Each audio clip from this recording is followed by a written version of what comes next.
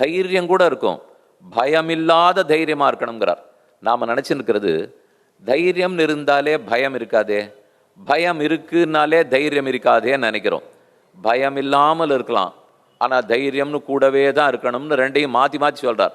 ஒன்றும் தைரியமாக இருந்துட்டார், நிர்பயத்துவம் பயம் இல்லாமைங்கிறது எது? கண்ணன் கீதையில சொல்லும்போது இன்னென்னத்தை விட்டு இருக்கணும், வீத ராக பய குரோதா ஸ்திததீர் முனிருச்சதே. யாரு ராகம் குரோதம் பயம் இந்த மூணையும் விட்டு இருக்கிறானோ அவன் ஞான யோகின்னு கண்ணன் கொண்டாடுறார்.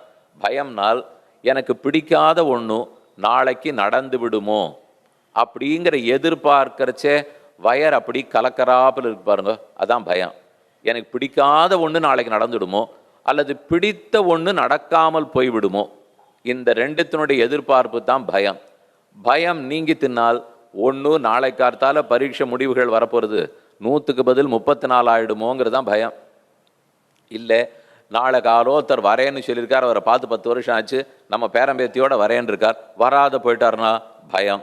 அது நடந்து விட்டதென்றால் 100க்கு 100 வந்துடுத்து அது சுகமாயிடும், 100க்கு 34 வந்தது துக்கமாக மாறிடும், பயம் நின்றுபடும். நடக்கிற காரியம் நடக்கிற வரைக்கும் தான் பயம் இருக்குமே தவிர நடந்து முடிஞ்சதுன்னா அது சுகமாவோ துக்கமாவோ மாறிவிடும். அந்த பயமின்மை எதுவும் எப்படி நடக்கட்டும், நான் எடுத்த காரியத்தை முடிக்கிற வரைக்கும் இதை கண்டெல்லாம் நான் கலங்க போவதே இல்லை, அந்த நிர்பயத்துவம் வருங்கிறார். புத்தி பலம் யசஸ் தைரியம் நிர்பயத்துவம் ஆரோகதா, நிறைய ஆயுள் நீடிக்கப்பட்டதே தவிர ஆரோக்கியம் வளர்ந்ததான்னு பார்த்தால் மாத்திரைகளின் பலத்தில் மருந்து பலத்தில் தான் வாழ்கிறோம்.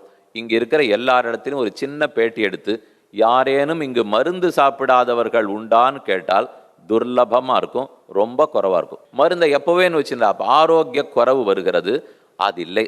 எந்த இடத்துல உடற்பயிற்சி நிலையத்துக்கு போங்க, அங்கங்கே வியாயாம கிரகம் கசரத் பண்ணுறதுக்காக வச்சுருக்கல. வடக்கெல்லாம் பார்த்தீங்கன்னா எல்லா இடத்துலையும் பஜரங் பலின்னு அநேகமாக ஒரு ஹனுமார் பிரதிஷ்டை பண்ணி, அதுவும் பக்கத்தில் தான் இந்த கர்லாக்கட்டை சுற்றுறதெல்லாம் பெருசாக வச்சுருப்பாளே, அவர்கள் எல்லாருமே ஆஞ்சநேய சுவாமியை வணங்கிட்டு தான் செய்வா.